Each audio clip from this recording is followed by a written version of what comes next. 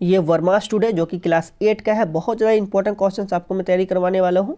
2023 board परीक्षा के लिए बहुत इंपॉर्टेंट होने वाला है। तो अभी के इस वीडियो पर हम लोग यहाँ पर चैप्टर 2 को देखने वाले हैं। यदि आप चैप्टर 1 नहीं देखे हैं कोशिका तो वो आप लोग देख लीजिएगा, ठीक है। अभी हम लोग चैप्टर 2 शुरू करने वाले हैं। यदि नहीं देखे तो डिस्क्रिप्शन में लिंक है, वहाँ पर आप लोग जा करके सही वीडियो को सीरियली आप लोग देख सकते हैं, ठीक है। देखिए अभी का हमारा चैप्टर है चैप्टर 2, हमारे क्या धातु एवं अधातु। अभी के इस वीडियो पर हम लोग धातु और अधातु के देखने वाले हैं। इसके जितने प्रकार के MCQ टाइप के क्वेश्चन बनेंगे सभी क्वेश्चन आपको मैं बारीकी से समझाते हुए आगे बढ़ूंगा ताकि आपको कोई भी डाउट नहीं हो। तो चलिए देर करते हुए शुरू करते हैं। देखिए हमारा पहला प्रश्न आ गया और पहला प्रश्न यहाँ पर है कि एक मुलायम धातु जिसे चाकू से काटा जा सकता है, या फिर इसको दूसरे तरीका से पूछा जा सकता है एग्जाम में आपके कि निम्न में से किस धातु को चाकू से काटा जा सकता है। और यहाँ पर आपका विकल्प रहेंगे। तो मुलायम, सबसे मुलायम धातु कौन सा है, ठीक है। क्या तांबा है, लोहा है, सोडियम है, सीसा है। तो सबसे जो मुलायम धातु जिसे चाकू से काटा जा सकता है वे हमारे क्या सोडियम है। क्या है, सोडियम। और सोडियम को कहाँ पर डुबा के रखा जाता है, केरोसिन तेल में। क्यों डुबा के रखा जाता है, क्योंकि केरोसिन तेल से ये अभिक्रिया नहीं करता है, जल और वायु से अभिक्रिया कर लेता है, इसलिए इसे केरोसिन तेल में डुबा के रखा जाता है। तो ये एक मुलायम, सबसे मुलायम धातु है जिसे चाकू से आसानी से काट सकते हैं। चलिए अगला प्रश्न देखिए। अगला प्रश्न हमारे क्या 2 नंबर, और 2 नंबर यहाँ पर प्रश्न देख सकते हैं आप लोग।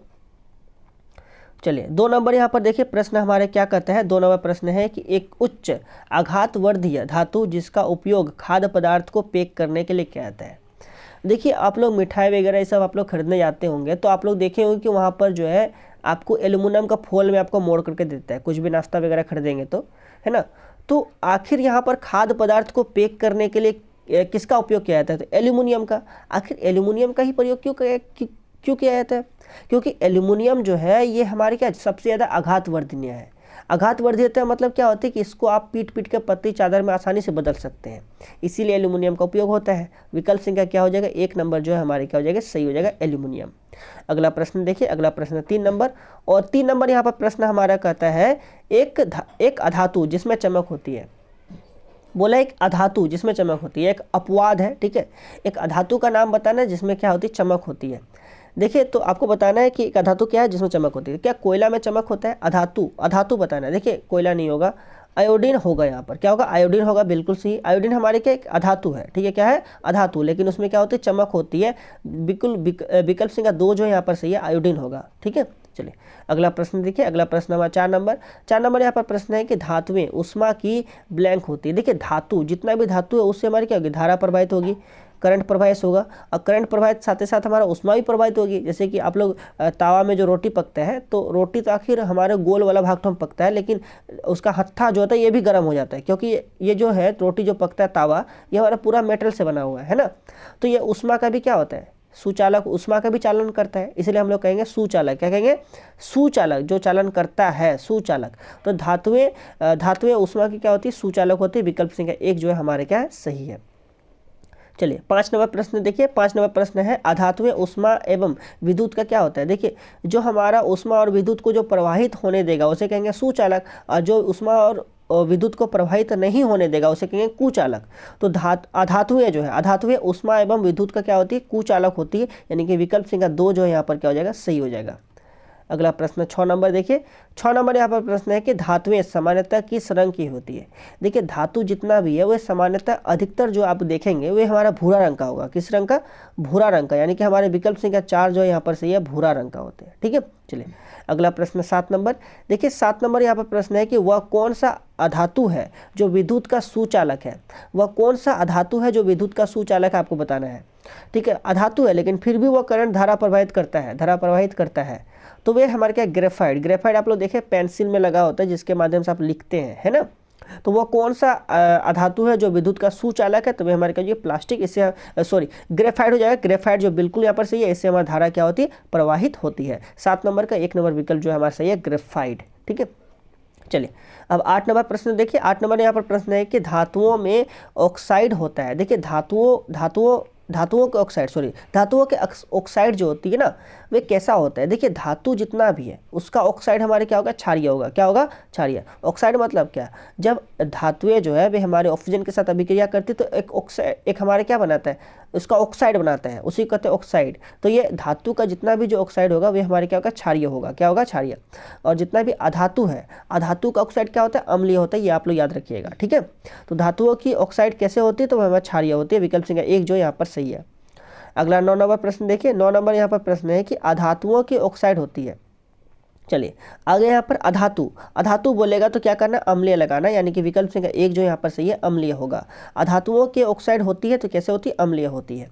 चलिए अगला हम लोग 10 नंबर प्रश्न को देखते हैं। 10 नंबर प्रश्न यहाँ पर देखिए। चलिए 10 नंबर यहाँ पर प्रश्न है कि निम्नांकित में से कौन सी धातु सबसे अधिक अभिक्रियाशील है। इसमें से कौन सा धातु जो है ना सबसे ज़्यादा अभिक्रियाशील, तुरंत अभिक्रिया कर लेता है ना। सबसे अधिक सक्रिय धातु इसे भी हम लोग कहते हैं। तो क्वेश्चन में एग्जाम में हो सके इस प्रकार से पूछे, सबसे अधिक सक्रिय धातु, तो ऐसा कौन सा धातु जो तुरंत अभिक्रिया करता है। जैसे हमारे क्या सोडियम और पोटेशियम है, तो ऐसे तो यहाँ पर पोटेशियम लिखा नहीं गया है, सोना लिखा है, सोडियम लिखा है, मैग्नीशियम लिखा है और चांदी लिखा है। तो सबसे अधिक जो है सक्रिय धातु वे हमारे क्या है, अभिक्रियाशील, सबसे अधिक अभिक्रियाशील हमारे क्या, सोडियम, यानी कि विकल्प संख्या 2 जो यहाँ पर क्या है, सही है। ठीक है, 10 नंबर का 2 नंबर विकल्प जो है सही है। अब हम लोग अगला प्रश्न देखेंगे। अगला प्रश्न 11 नंबर। चलिए देख सकते हैं यहाँ पर आप लोग 11 नंबर प्रश्न आ गया हमारा। ये देखिए 11 नंबर प्रश्न, और 11 नंबर प्रश्न आप लोग देख सकते हैं यहाँ पर क्या बोला गया है। 11 नंबर हमारा यहाँ पर प्रश्न है कि कमरे के ताप पर द्रव अवस्था में रहने वाले धातु, मतलब ऐसा कौन सा धातु है जो कमरे के ताप पर द्रव अवस्था में है। ठीक है, निम्न में कौन सा धातु जो द्रव अवस्था में पाया जाता है। ऐसा कौन सा धातु है जो द्रव अवस्था में पाया जाता है, धातु है फिर भी द्रव अवस्था में है, लिक्विड अवस्था में है। तो वे हमारे क्या एकमात्र धातु है जो कि क्या, पारा। पारा हमारे एक ऐसा धातु है जो कि द्रव अवस्था में पाया जाता है। विकल्प संख्या 1 जो है हमारे यहाँ पर सही है। चलिए अगला प्रश्न 12 नंबर देखिए। 12 नंबर यहाँ पर प्रश्न है कि कमरे के ताप पर द्रव अवस्था में रहने वाली अधातु है। धातु तो हमने सीख लिया, धातु हमारे क्या है, कमरे की अवस्था में जो द्रव अवस्था होता है, पारा है, पारा हो गया यहाँ पर बिल्कुल सही। लेकिन हमारे यहाँ पर बोला गया अधातु, ऐसा कौन सा अधातु है जो कमरे के ताप पर द्रव अवस्था में है। ठीक है, तो वे हमारे क्या, ब्रोमीन। ब्रोमीन एक बहुत ही डेंजरस अधातु है, बहुत ही खतरनाक है। तो ब्रोमीन हमारी क्या एक अधातु है जो कि हमारे क्या होता है, द्रव अवस्था में होता है। तो बिल्कुल यहाँ पर पहला विकल्प जो हमारी क्या हो जाएगी, सही हो जाएगा। ठीक है, चलिए अगला हम लोग प्रश्न देखेंगे। अगला प्रश्न देखिए। अगला प्रश्न 13 नंबर, और 13 नंबर यहाँ पर प्रश्न है कि एक अधातु का नाम बताए जो कठोर होती है। एक हमारा ऐसा कौन सा अधातु जो सबसे ज़्यादा कठोर, ठीक है, सबसे ज़्यादा कठोर यहाँ पर बताना है कौन सा हो जाएगी। ठीक है, कार्बन, हीरा, सोना, चांदी। देखिए सबसे ज़्यादा जो हमारा कठोर है वे हमारे क्या, हीरा है, सबसे ज़्यादा कठोर है। ठीक है, एक अधातु है लेकिन सबसे ज़्यादा कठोर है, फिर भी सबसे ज़्यादा कठोर है। तो हमारे यहाँ पर क्या, 2 नंबर हीरा, ये हमारा बिल्कुल सही हो जाएगा। अगला प्रश्न 14 नंबर। 14 नंबर यहाँ पर प्रश्न है कि वह कौन सा अधातु है, वह कौन सा अधातु है जो ठोस अवस्था में पाया जाता है। ऐसा कौन सा अधातु जो ठोस अवस्था में पाया जाता है, आपको बताना है। ठीक है, तो यहाँ पर लोहा है, लकड़ी है, मिट्टी है और हीरा है। तो ऐसा कौन सा अधातु, यहाँ पर देखिए लोहा तो हमारे क्या एक धातु है। ठीक है, तो ये तो हटाइए देना, ये तो आप छोड़िए दीजिए। और यहाँ पर बाद बाकी को देख के बताइए, लकड़ी, मिट्टी और हीरा। तो सबसे ज़्यादा कठोर, सबसे ज़्यादा ठोस जो है, सबसे ज़्यादा ठोस जो है वे हमारी क्या होगी, हीरा होगी, सबसे ज़्यादा ठोस होगी। लेकिन यहाँ पर विकल्प संख्या जो है वे हमारे 4 नंबर जो है बिल्कुल क्या हो जाएगी, सही हो जाएगा। ठीक है, एक अधातु है लेकिन हमारा सबसे ज़्यादा ठोस है। चलिए अगला प्रश्न देखिए। अगला प्रश्न 15 नंबर, और 15 नंबर यहाँ पर प्रश्न है कि निम्नांकित में कौन सा धातु नहीं है। इसमें से कौन सा धातु जो है नहीं है, आपको बताना है। ठीक है, देखिए तांबा हमारे क्या धातु है, एल्यूमिनियम भी क्या धातु है, सल्फर अधातु है और हमारा लोहा क्या धातु है।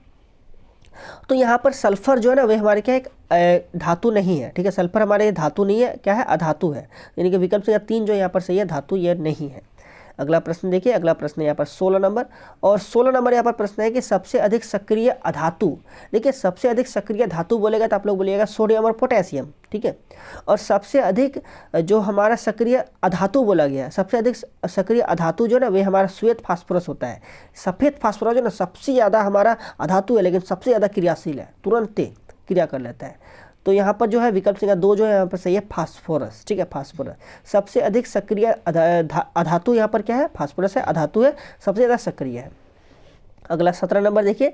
17 नंबर यहाँ पर प्रश्न है कि कौन सी धातु विद्युत की सबसे अच्छी चालक है। ऐसा कौन सा धातु है जो विद्युत का सबसे अच्छी चालक है, आपको बताना है। तो विद्युत का सबसे अच्छी चालक जो है वे हमारे क्या, चांदी है। तो यहाँ पर विकल्प संख्या 1 में ही चांदी लिखा है, तो हमारा चांदी जो है बिल्कुल सही होगा।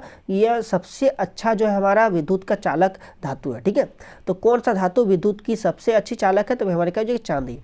18 नंबर प्रश्न देखते हैं। 18 नंबर यहाँ पर प्रश्न आप लोग देख सकते हैं।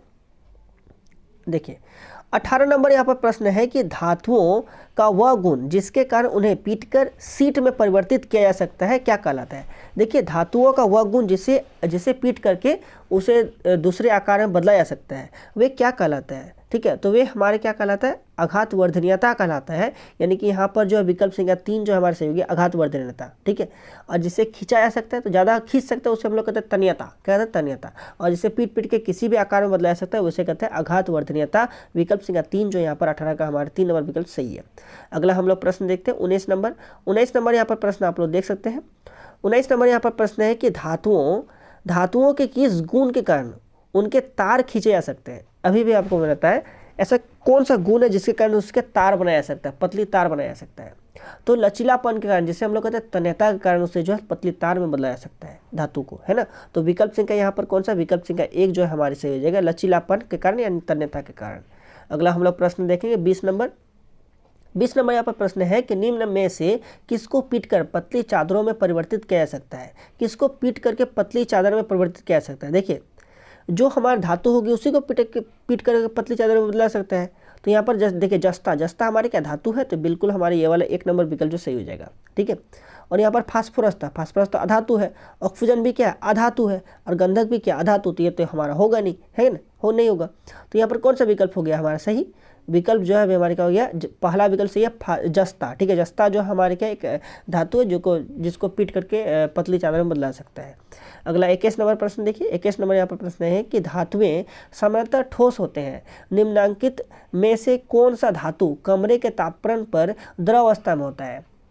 देखिए सभी धातुएं जो है सामान्यतः हमारे क्या ठोस होते हैं, लेकिन ऐसा कौन सा धातु है जो कि कमरे के ताप पर द्रव अवस्था में है।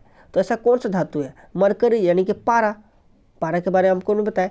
पारा जो है वह हमारे द्रवावस्था में, लेकिन फिर भी यह क्या धातु है, तो पारा यहाँ पर यानी मरकरी जिसे कहते हैं, तो बिल्कुल हमारा 4 नंबर विकल्प जो सही है। अगला 22 नंबर देखिए। 22 नंबर यहाँ पर प्रश्न है कि इनमें से कौन ठंडे जल के साथ तेजी से अभिक्रिया करता है। आपको मैंने बताया जो जल और हमारे वायु से तुरंत अभिक्रिया कर लेता है ना। तो कौन सा धातु है जो हमारा ठंडे जल के साथ तेजी से अभिक्रिया ठंडे जल से भी अभिक्रिया कर लेता है, तो हमारे क्या है सोडियम जो है बिल्कुल यहाँ पर सही है। विकल्प संख्या 2 जो यहाँ पर क्या होगा सही होगा। अगला 33 नंबर प्रश्न देखिए। और 33 नंबर यहाँ पर प्रश्न हमारा कहता है, देख सकते हैं, विद्यालय में बजने वाली घंटी किस धातु की बनी होती है। आखिर विद्यालय में जो घंटी बजती है, ठीक है, वे हमारे किस धातु का बना होता है। तो ये तांबा का बना होता है। किसका, तांबा का, यानी कि विकल्प संख्या 2 नंबर विकल्प में तांबा लिखा है, तो 2 नंबर विकल्प जो हमारे क्या हो जाएगी सही हो जाएगा।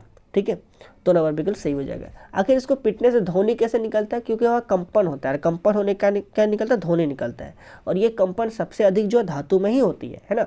तो विद्यालय में बजने वाली घंटी किस धातु की बनी होती है, तो तांबा की बनी होती है। तो विकल्प संख्या 2 जो है यहाँ पर बिल्कुल हमारा सही है। तो इस प्रकार से आपको मैंने यहाँ पर चैप्टर 2 धातु अधातु के जितने ही प्रकार के यहाँ पर क्वेश्चन थे, सभी क्वेश्चन आपको मैंने तैयारी करवा दिए। अब जो है आपकी परीक्षा में प्रश्न नहीं छूटेंगे। बस तब अभी के इस वीडियो में इतना ही, मिलते हैं अगले वीडियो में, तब तक के लिए बहुत बहुत धन्यवाद।